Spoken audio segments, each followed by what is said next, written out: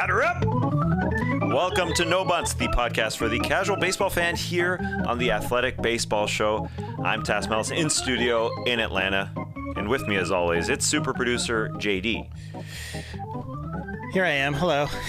Hey, JD. And with us, as always, from Taiwan, it's our man, Joel McMillan. Joel, how you doing? Especially because I switched the time up on us. We're recording here on a Tuesday. We usually record on Wednesdays. I'm headed to the NBA Finals tomorrow on Wednesday. Very excited about that. So I did this to you. It's midnight for you, Joel. How are you? Feel good, Tas. Little sleepy. It's like when I was in high school, staying up for those Jays games on the West Coast. Sometimes you just gotta play through the pain. You got to do it. Yes, and as us East Coasters know, games are on the West Coast. Got to stay up late. Is that a West Coast ballpark you've got behind you? You change your backdrop every single week. Tas, you would be correct. Yeah, had to go out here and represent the A's with all that's gone on. We're going to get into it later. But I've always loved the Coliseum. I know it's not exactly the nicest stadium, but I saw it referred today as the world's best baseball dive bar. And I thought that was a perfect analogy for this park. I've always loved the Coliseum, so had to represent with the A's. Yeah, I love seeing all that foul ground behind you. We had some possums who also have made it their home this season. That story earlier when they displaced the Mets broadcast team earlier this season. Great stuff. Yeah, I'm wearing a green and gold shirt. I did not plan that whatsoever. But, yeah, we will talk about those A's and how abysmal they are very soon. Mm-hmm. I'm sure we're going to anger some people when we talk about Mike Trout's greatness because from a casual fan's perspective like myself, I definitely might peeve some people off, but you'll put me in my place as a hardcore baseball lover. In Yer Out, a little later, we got to eliminate the career of a Hall of Famer who didn't win a title. What? But first, the 5 best things in baseball over the past week.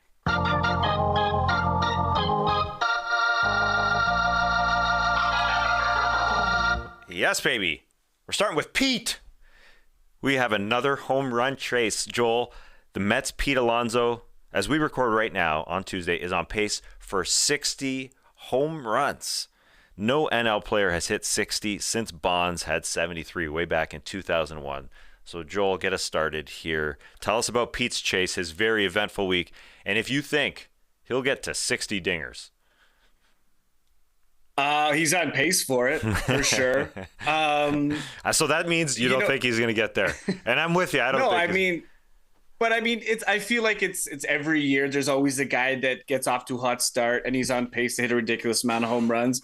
But like as it pertains to Alonso, I think he could do it. And Tas, just looking at the numbers here quickly, since 2019, Alonso is first in home runs, RBIs. He's 7th in slugging. He's 6th in ISO, which measures raw power.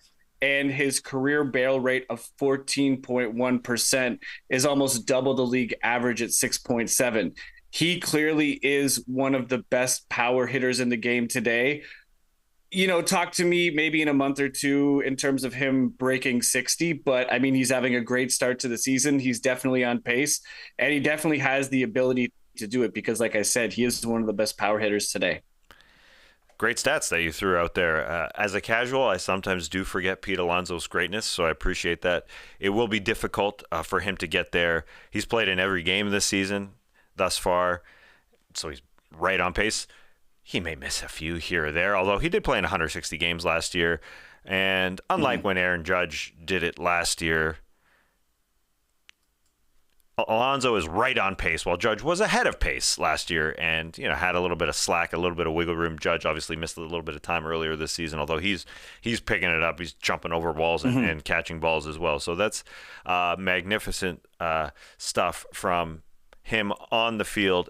There was also a little side note from him, somewhat off the field, but also on the field. Joel, what's the story there with Alonso?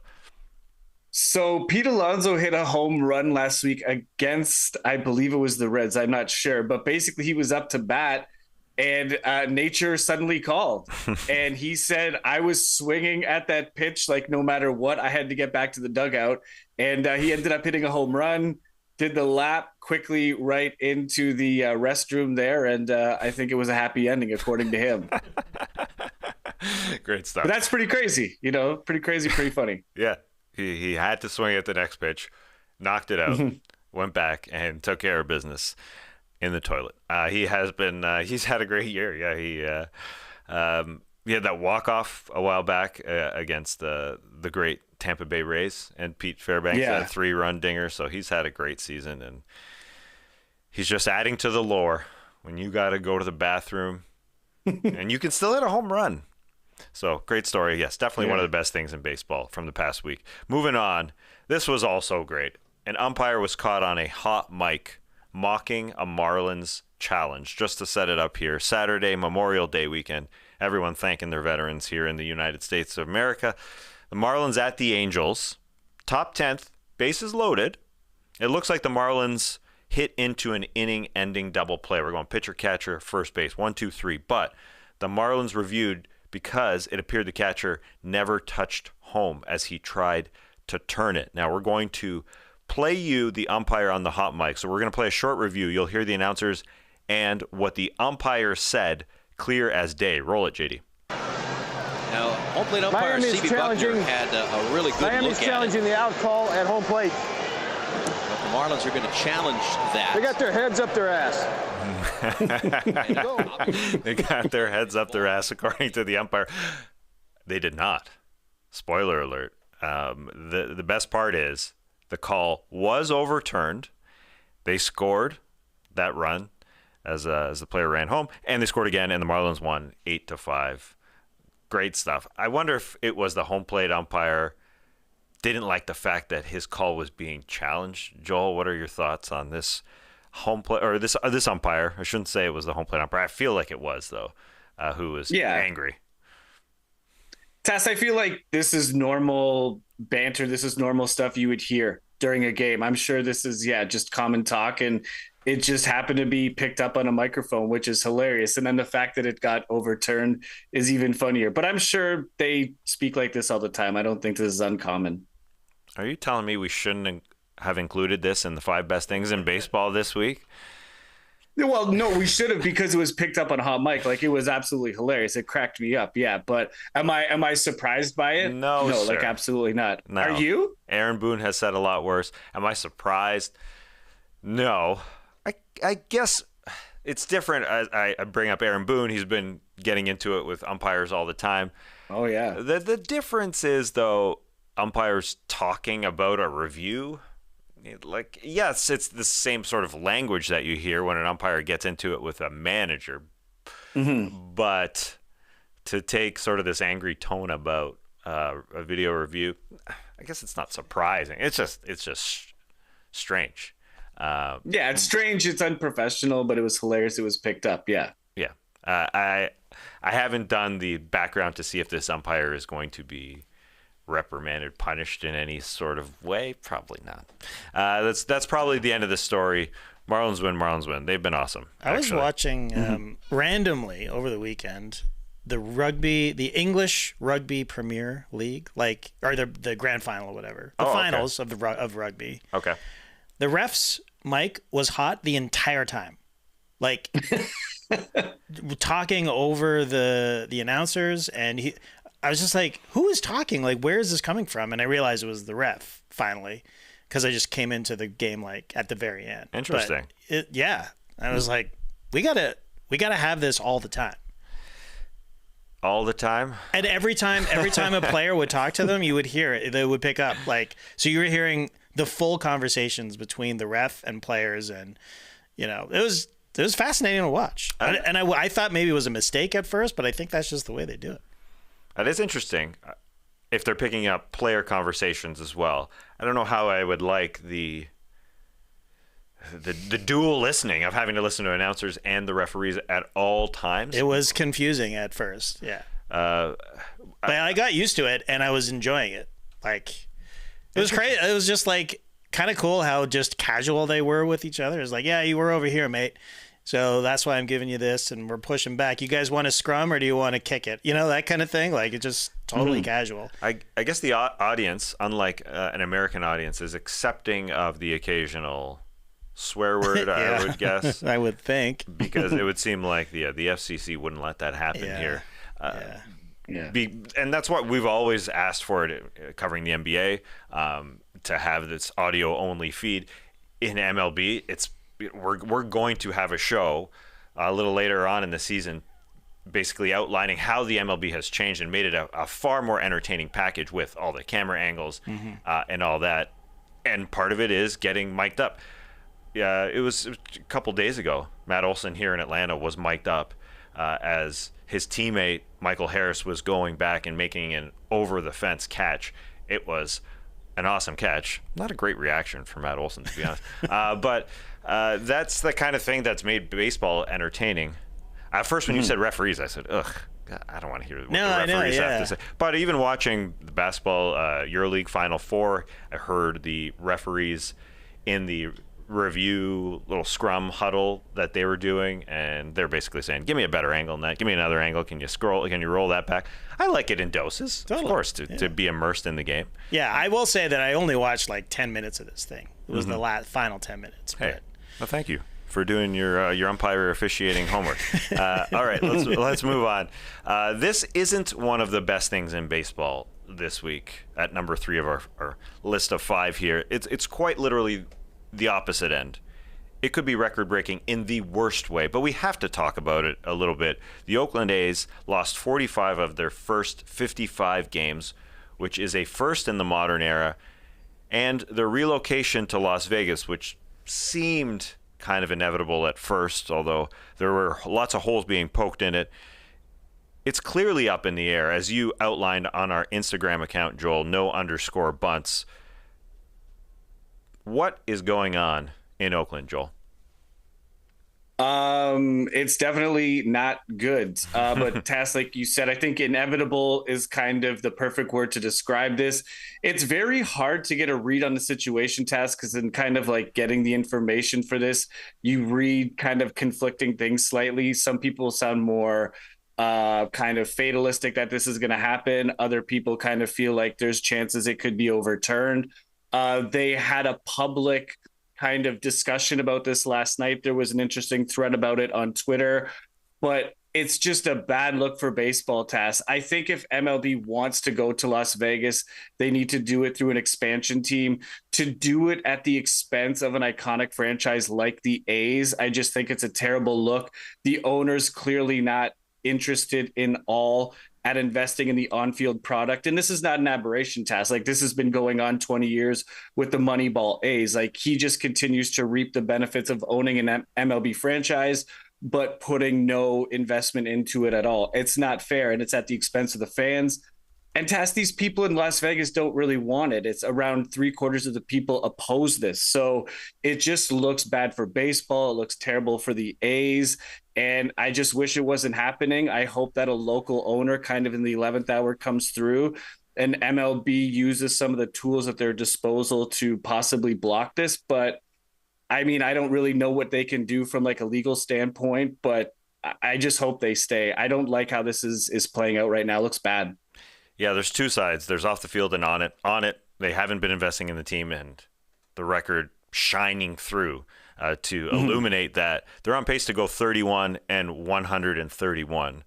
That's awful. The Major League record for losses in modern-day baseball is 120. That's way back in 1962. So they would beat that. They wouldn't beat the all-time record, which was the Cleveland Spiders. Way back in 1899. I just wanted to say Cleveland Spiders there. And then there's the off-the-field part of it, which you mentioned. Owner John Fisher has not put the money into it, and he will be reaping the benefits of getting the same amount of revenue sharing, even though he goes to Las Vegas, if that happens, going from the nation's 6th largest media market to the 40th, but still getting back the same revenue and still most likely not paying to put a good team on the field. There's a great article by Ken Rosenthal on The Athletic outlining what Fisher is doing here and what he's done in the past and his failings in moving the team, which have happened over and over and over again. So this potential move here to Las Vegas, absolutely not a lock, as we've said on the show multiple times. And I guess their pace maybe did tick up as I throw out those numbers out there. They started 10 and and 45. They did win yesterday, so they're 11 and 45 now. So maybe they'll avoid the terrible mark of the 1962 Mets. And Tas, I just kind of want to add this too. Like, if you're a resident of Las Vegas, like, I can understand why you don't want this. Someone like an outsider is going to come to your town and is requiring basically the taxpayers to foot, a quarter of the stadium cost with the tax incentives. Like, I get, like, we've seen this play out again and again where, stadium proposals, there's all these potential benefits they discuss, but a lot of them never come to fruition. And yeah, I can understand why residents of Las Vegas don't want to be on the hook at all for paying for the stadium. I completely get it. All right, moving on to something that is actually one of the best things in baseball this week, other than that sad situation in Oakland. It's Mariners phenom Julio Rodríguez starting to look like himself again. Last year, I fell in love with this guy as a rook. He was phenomenal, and I just don't like how this season has started for him. Last year, Rookie of the Year, he got MVP votes. He's hit the sophomore slump to start this season, but starting to look like himself. 6 consecutive multi-hit games. That's like Ken Griffey Jr., Alex Rodriguez territory in terms of how young he is and the multi-hit games. His OPS has climbed over 100 points over the last 8, from 656 to 762. Things are looking right. No need to panic. And maybe it's all because of a recent deal that he signed with Alaska Airlines. What? Well, this is a good promotion. A lot of times we get bad promotions, Joel. This is a nice one. For every home run he hits in Seattle, 44 fans in the section it lands in will win a free round-trip flight of their choice. That's pretty great. That's great. My question is, what if he hits it in the bullpen like he has? What if it's not in an actual section? Or do they just pick like the closest section? Because they should. Tas, you're asking the wrong guy on that one. I'm not sure. The bullpen That's a great is big. question. The bullpen is quite large right behind the fence. There's no section. There's no seats there. So people could. I don't know what would happen. Yeah, and maybe that's part of Alaska Airlines' scheme here.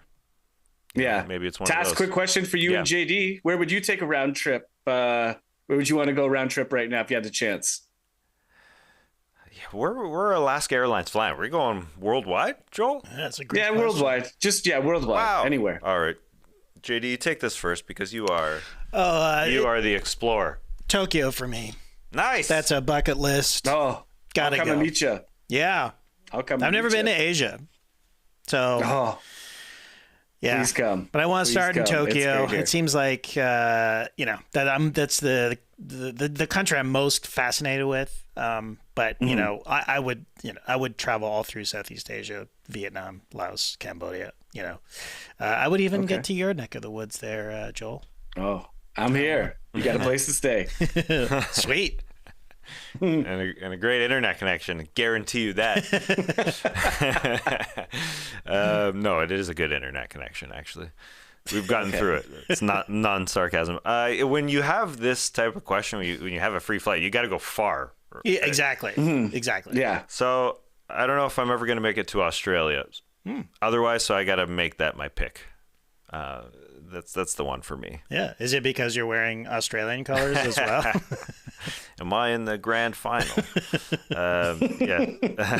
It's a tough question, but I wonder these are probably economy trips for flying coach, I imagine.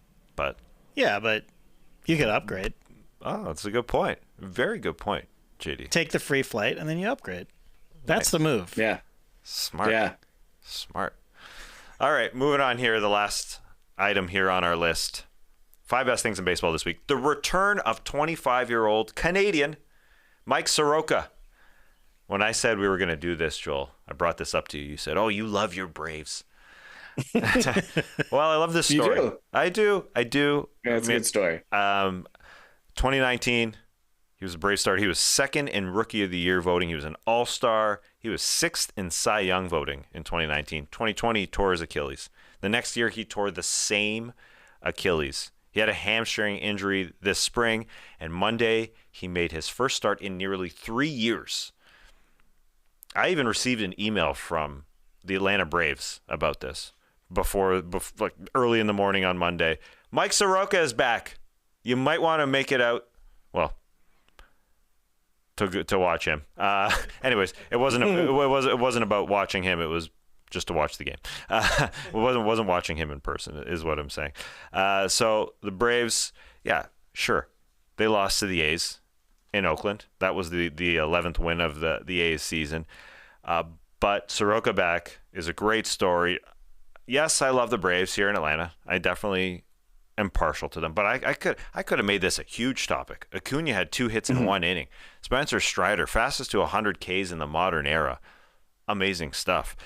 Just 61 innings. But the Soroka loss doesn't matter. Just great story. And listen, let me add on to that. Liam Hendriks that we talked about a couple of weeks ago, making his minor league starts, overcoming stage 4 non-Hodgkin lymphoma.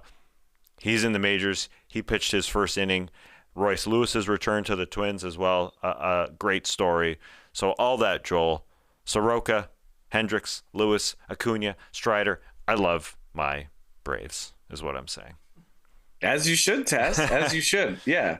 Yeah, like you said, I mean, like such a feel-good story, with Hendricks and, Soroka happening the same night. Like it's perfect. I feel it's kind of cliche to say at this point, but how can you not be romantic about baseball when you see stuff like this, and just the perseverance and just the sheer will and determination to get back to this, to overcome all those things they did. It's just fantastic to see.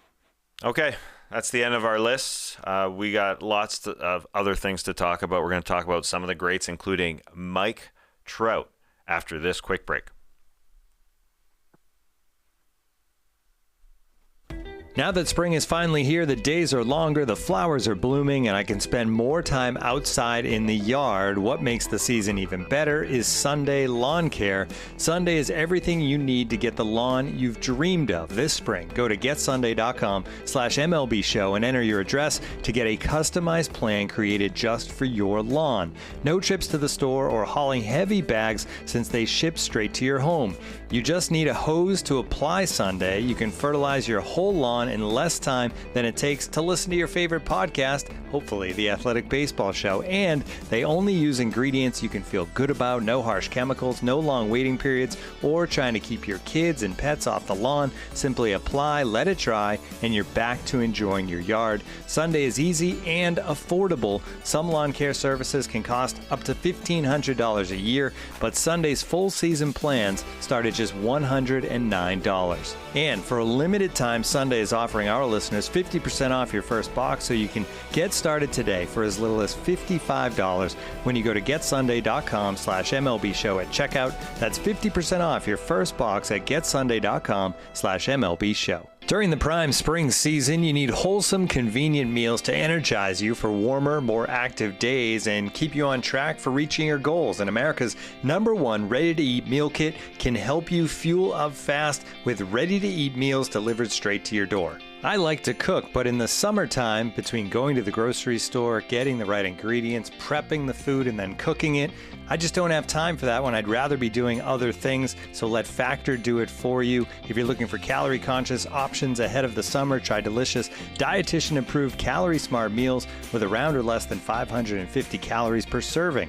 With 34-plus chef-prepared, dietitian-approved weekly options, there's always something new to try. Plus, you can round out your meal and replenish your snack supply with an assortment of 45-plus add-ons, including breakfast items, smoothies, shakes, and more. Want a budget this month by cutting back on takeout? Get Factor instead. Not only is Factor cheaper than takeout, but meals are ready faster than restaurant delivery in just 2 minutes. This May, get Factor and enjoy clean eating without the hassle. Simply choose your meals and enjoy fresh, flavor-packed meals delivered to your door. Head to factormeals.com/MLBshow50 and use code MLBshow50 to get 50% off your first box. That's code MLBshow50 at factormeals.com/MLBshow50 to get 50% off your first box. Welcome back to No Bunts. I got to warn people, the conversation we're about to have might anger some people. Might elicit some comments like, what are these casuals talking about? Well, listen, I'm the casual here. Joel is the hardcore. So fire all the vitriol at me. It's on me. Throw it at me. Because we were talking outside of the show, offline, as people say, about Mike Trout's greatness. He just passed Joe DiMaggio on the all-time home runs list. He passed Griffey in the career wins above replacement category. And there's just a gap between how the casual fan perceives Trout and how the hardcore fan sees him, like you, Joel. Yeah, well, Tess, I mean, let me kind of just ask you, like, you as a casual fan, like, I'm curious, what do you think about Mike Trout? Like, how would you assess him? Well, yeah, I was off the hardcore baseball bandwagon for a while, no doubt. Grew up a baseball fan. Jays were my first real championship. Then the strike happened, and then the Raptors came to town in Toronto. Then Vince Carter happened, and so I veered in a different lane. I'd say the last 20-ish years, the 2000s, I was more of a peripheral fan. So I'm the perfect person to ask about Mike Trout's perception outside of the hardcore baseball world, and I would say he is an incredible talent. I've known that he goes and wins MVPs, that has had very, very, very little playoff experience, and to some degree he's a bit faceless in that you don't really know his personality unless you're a hardcore baseball fan. I mean, I shouldn't say personality. We often don't know the personalities of these players, but he isn't a household name by any means, and so whether or not that's baseball marketing and the Angels marketing, or that's just a lack of postseason success where I've watched most of my baseball over the last couple decades, I think that's it's a little bit column A, a little column B, but that's who he is. 3 MVPs, Joel, so it's undeniable how good he is. But yeah, he has remained a guy who hasn't transcended, hasn't penetrated the dining tables of America, that kind of thing. So there's that. There's those two sides of it. That's how I would put it. Tess, I would frame it exactly the same way. Even as a bigger Mike Trout fan and someone who, uses extensive analytics to judge a player, the 3 things you said: extremely talented, very little playoff success, and basically a faceless guy, not a household name. That ticks all 3 boxes for me. I feel like that perfectly encompasses what Mike Trout is. And I would say, Tass, like not only, like I said, to a casual fan, but to someone such as myself. Okay, so as we talk about Trout here, he has been given this label as an all-time great, like one of the all-time greats here. Another all-time great, Ken Griffey Jr., similar situation in that nowhere close to a championship, but Griffey is looked at more favorably than Mike Trout. Why is that? Tess, that's a great question. I think the big thing is the timeline in which they were kind of at the apex of their greatness. Griffey was great during a time when baseball card stats were kind of all the rage. That's what, casual fans and hardcore fans looked at: home runs, RBIs, average. You always saw Griffey too, like on Sports Center. I feel like he was just much more available to see, if that makes sense. But he was just, I feel like, always on the top 10 highlights every night on Sports Center. So his greatness came at a time, and there's also much less media as well. So I feel like he just had more exposure.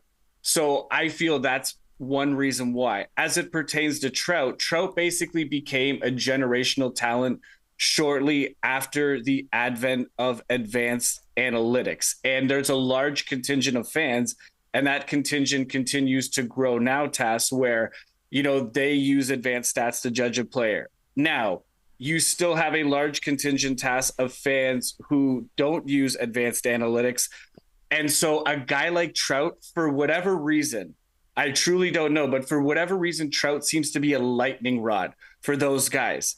Chris Russo is a perfect example of this. Like, he acknowledges Trout's greatness, but he kind of dismisses WAR, and he dismisses all of the advanced metrics, and he just says, well, like he hasn't won a championship. Like, that perfectly encapsulates like that group of fans as well. So I would say the timeline in terms of when their careers and when their greatness took place has had a great effect on, why people see Griffey more favorably versus Trout. And Tas, you also touched on it earlier too.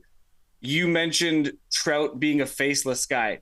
Tas, that definitely adds also to Griffey's mystique. He was in Nike commercials. He was in movies. You saw him all the time. Whereas Trout's just more of like a chill dude, wants to be a good teammate, but that's kind of it. Yeah, Griffey ran for president. I saw on a video on the Athletic Baseball Show YouTube account. The coolness factor is definitely affects the way the casual fan perceives Trout. To really appreciate Trout, you have to actually evaluate him. And sure. I am more on the casual end of things here when it comes to baseball. And I would never try and proclaim that I know more about a guy's career or try and somehow compare him or put him above somebody else without actually, number one, talking to somebody like yourself that follows the game a lot more closely or has over the last period of time, for a long period of time here. And I mean, the greatness is extremely real. Let's go to an expert, Jason Stark, who's covered the game for a very long time. He's a Hall of Famer. And he would put Mike Trout in the Hall of Fame literally right now. Mike Trout is 31 years old, and he recently wrote about players who are either inevitable Hall of Famers or on the right path or have no chance. Trout, at 31, has 3 MVPs. He's second in MVP voting 4 times as well. That is ridiculous. So based on those MVP votes, more MVP shares than all but 3 players in history: Bonds, Musial, and Albert Pujols, all of whom played twice as many seasons as him. So as a casual fan, all that to say, I really didn't know all of those MVP voting final stats. I just didn't know that. So he could literally retire right now, and he would be up there. But as you said, I think the biggest thing that we're getting to is the analytics divide. Some people who don't care. Some people who don't see the lack of playoff success as a detriment, but some people do. And so that brings us to our next question. Do you need a championship to be in the consideration of the GOAT discussion? Oh, Tas, this is the age-old debate. Yeah, got to do it. But we just, I just semi-ridiculed the old sports heads for saying, "Oh, these guys aren't good. They didn't want that," and then I just bring us right back. This is a real sports talky segment. But yeah, we haven't talked on the show about this, and since you live on a different continent, we haven't talked about it offline. Let's do it online. Let's bring it online. Do you need a championship to be considered the GOAT? Tas, personally speaking, I would say no as it pertains to baseball, because baseball and football are unique sports where individually you can clearly be the best player on the field, but you're so reliant on what the people around you are doing. So if you could be a great player on a bad team, which Mike Trout is, it unfairly affects your legacy. Like Mike Trout can only be responsible for going up to hit 3 to 5 times per night. That's all he can do, and obviously defend and things like that. But if the pitching's bad, the defense bad, they lose games, that's not on him. I get it from a casual fan standpoint where they say, yeah, but you need a championship. There's always going to be that contingent who just says a guy needs to have a championship to even make the argument that he's the GOAT. I'm not going to say it's right or wrong. I personally don't feel in baseball you need to have one. You could make a case for a guy like Trout, and even really Bonds for that matter. They never won a championship. So me personally, I don't think you need a championship to be considered the GOAT, but I don't know. What do you think? No, you don't. You can't put it on somebody's shoulders to be able to pitch. I guess his teammate does. His teammate does both in Shohei Ohtani, but yeah, no, there's it's just not logical. It is the inevitable trophy that everybody is looking for, and when you discuss the best teams ever, the best dynasties ever in baseball, then yeah, that's a different type of conversation. But yeah, you brought up a good point about baseball and football as well. It's not in their hands. Tess, I had a question for you though. Is there an NBA player that you can think of off the top of your head that never won an NBA championship, but you could make somewhat of a case that he was considered the GOAT of a certain era? I don't know if there's like a comparable NBA player. Can you think of one? It's a different sport, so the answer is no. Okay. I think the NBA is different in that a player on the floor at all times, running up and down the floor, affects both ends and can have the ball in his hands a lot of the game and affects the game so much more than Trout, who's sitting for half the game while his pitcher pitches. It's totally different. So no, if you don't win a championship in the NBA, then you can't be considered a GOAT. But I think in baseball, it's fair to say the opposite. It would be nice, like we're going to talk about some all-time greats in the next segment where we discuss, it's more of a real casual fans debate. Which career would you rather have, essentially, from some of these guys like Griffey and Gwynn that didn't win a championship. Those guys got close. I'm sorry, Griffey did not. No, Gwynn and Bunts we're going to talk about. Those two got really, really close. That's the stinky part about Trout. He's played 3 playoff games. They got swept in a division series. I think you can allow him to be more of the conversation. He would win more of the casual fans' votes if he was close. Like if he got to a World Series like Bonds or like Gwynn. And that's why I'm sure you're going to go to bat for Barry Bonds as one of the greatest ever. We'll discuss that later on, but that's it's tough.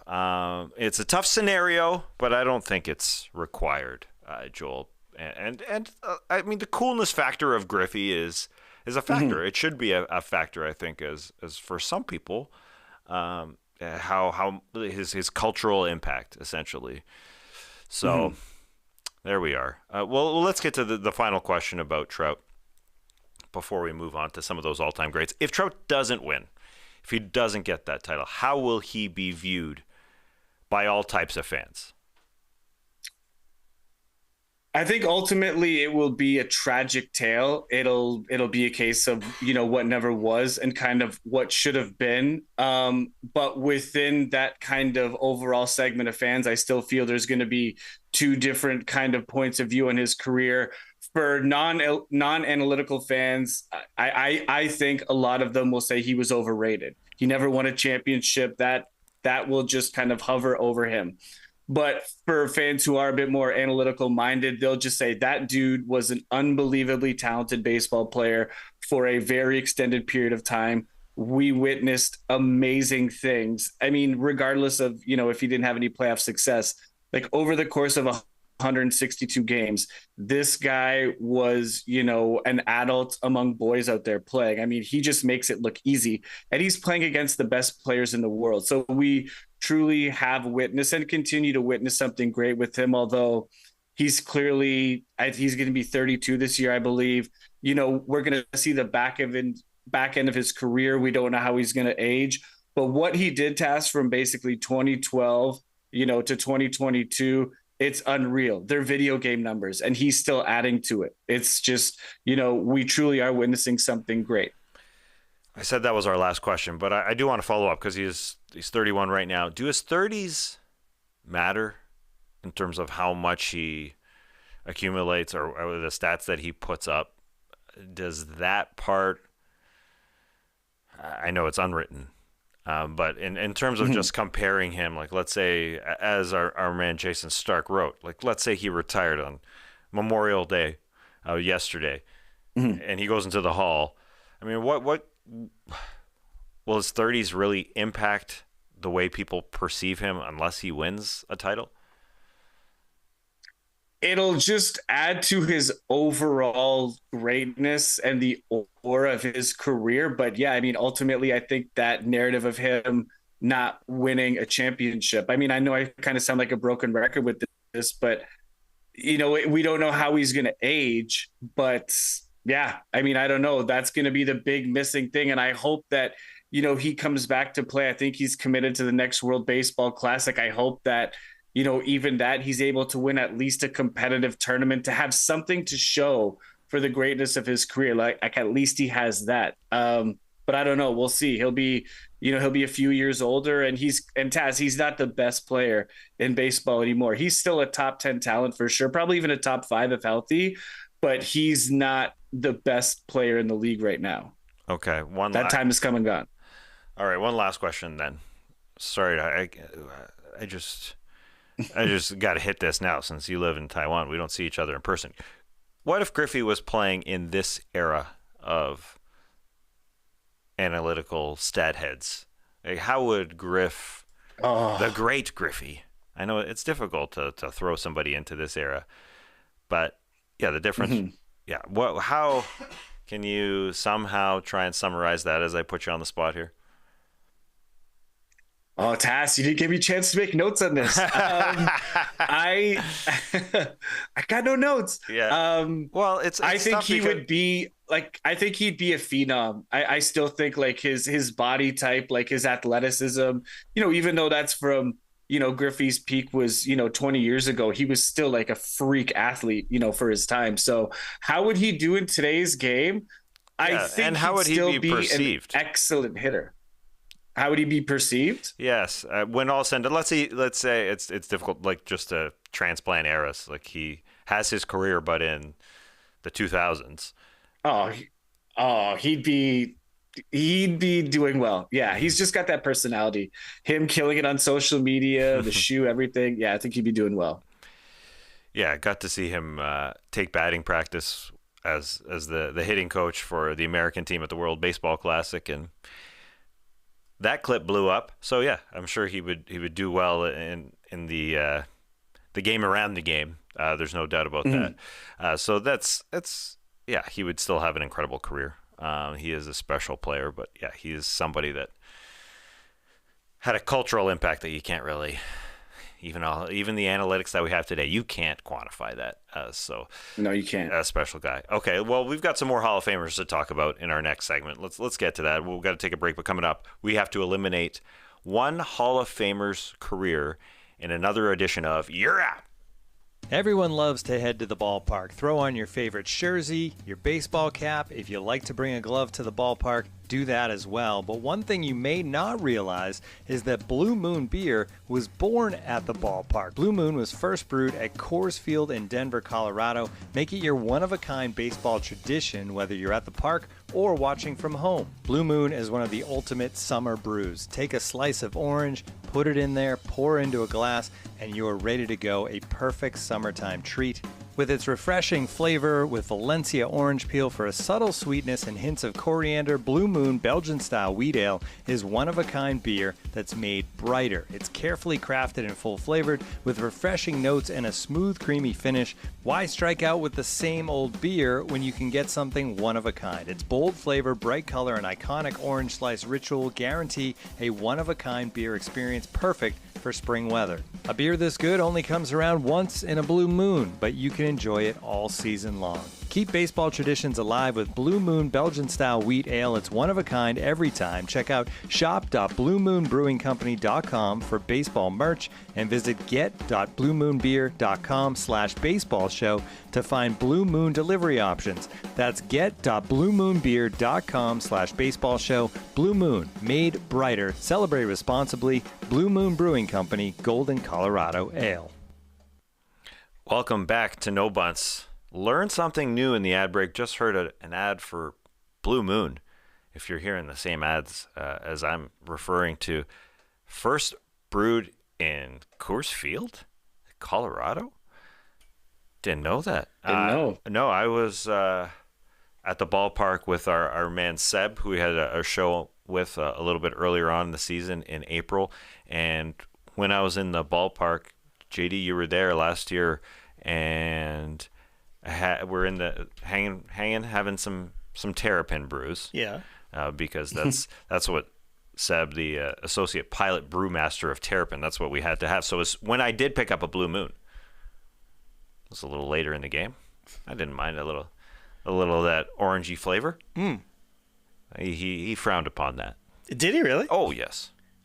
Gave me a quick cut. Because it was Blue Moon, or because it was an orange in there, or because it was not a Terrapin brew? Yeah, good question. Probably both. Probably the flavor profile and the fact that we're hanging. And I enjoyed my Terrapin. I had a few Los Bravos yesterday. So yeah. Anyways, I love those, but I like a Blue Moon too. Yeah. Hey man, time and a place. Time and a place. There's room for everybody. Great call. Let's play another edition of Yer Out.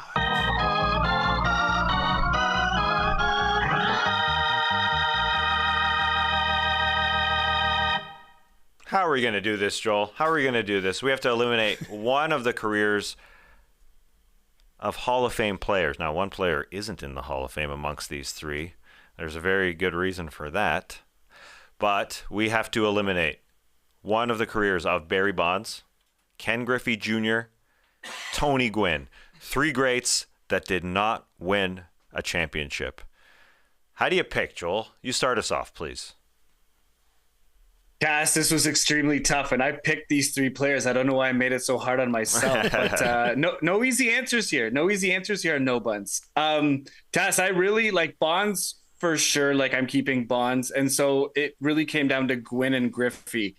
And I kind of went back and forth, but ultimately I've got to basically cut Gwynn. Gwynn was a generational hitter. He's probably the best pure hitter, I would say, like from the last at least 30 to 40 years, just in terms of, he's the best pure hitter. Bonds is the best power hitter. Griffey's kind of a combination of the two. He's a great power hitter, but he could hit for average as well. But when I look at like situations like within a game, like base running, defense, power, Gwynn only I really need if I need like a clutch hit. Like, he'd absolutely be the guy. He'd be the guy that I'd want in that situation. But beyond that, like, that's really it. I would want Bonds or Griffey for the other things. And Bonds' career achievements are just unbelievable. I'm not going to rehash about Bonds. We all know, what he did, but the fact remains, the record books say Bonds, he had video game numbers. You can't just ignore that. And Tass, just to put this in context, Bonds' career WAR is double Griffey's. Is over double. Like, that's absolutely insane, and he played into his 40s. He was still a dominant player. Griffey, like you said, cultural icon, great player, would have been even greater if he could have stayed healthy over his career. So for that, I get rid of Gwynn, but with a heavy heart. The best player, clearly, as you said, doubling Griffey in WAR, is Barry Bonds. Mm-hmm. The most feared hitter of all these guys. I know it's impossible to quantify, but it sure feels that way. Obviously the walk rate definitely proves that out. I'm with you. If I'm following who the best player was, yes, as you did, the conversation comes down to Griff and Tony Gwynn. I think what impacts me is that Tony Gwynn's great years, in part, were a little before my time. In the 80s, he got to a World Series in 84 and 98, which I'd somewhat forgotten about considering the Padres' lack of playoff success. When I became more of a fan a little bit later on, he had success getting to the World Series, unlike Griffey, who did not. He didn't get there, and so that's part of it. Griffey, the coolness factor, so huge.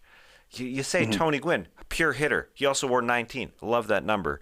It's kind of that's why this is difficult, and that's why I'm going to drop Bonds. I'm a baseball purist. He's not in the Hall for a reason. I'm sticking with I don't know why, but I'm sticking with the Hall of Fame voters. He's not there. I stand with them. I salute them. Not a revered bunch. I understand that. So this is a tough one. This is the toughest one I think we've done in Yer Out, for sure. Joel. I don't know why you did this. Why? Had to turn it up a notch. JD, do you have an opinion on Gwynn, Bonds, Griffey? I mean, Barry Bonds is my go-to pub trivia answer whenever there's a baseball question, and the answer is a player because it's It's a good call. It's the safest bet I have. I guess I'm going to go Gwynn because I know the least about Tony Gwynn. But that's it. I don't know anything about baseball. I don't know what I'm doing here. You're making this sound like gold. And adding witty remarks like that. That's a smart move at the pub. Yeah. 7-time MVP. Just throw them in there. Oh, it's the worst for me when it's like baseball. Actually, it's worse when it's NBA because people know me as an NBA podcast producer, so they expect me everybody looks to me at the table, when I'm not with you guys playing trivia. It's just like, oh, NBA, cool. JD's here. He's going to know. Like 50-50 at best.